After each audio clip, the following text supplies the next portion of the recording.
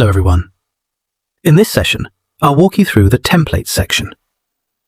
When you open templates, you'll see 3 default templates already set up for you: interview, team meeting, and sales calls. Each template has an edit option. With it, you can modify the template, upload files, and add key points to match your needs. Once you're done, just click Save to update it. Want to build your own? Click New Template.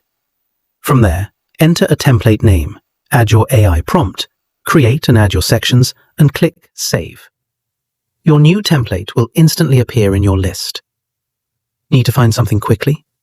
Use the search bar at the top. You can also filter your templates by all, starred, custom, or default. And if you like things organized, sort them by recently updated, recently created, oldest first, name A to Z, name Z to A, most sections, or fewest sections.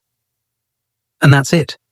That's how easily you can create, edit, search, and manage your templates. So why wait?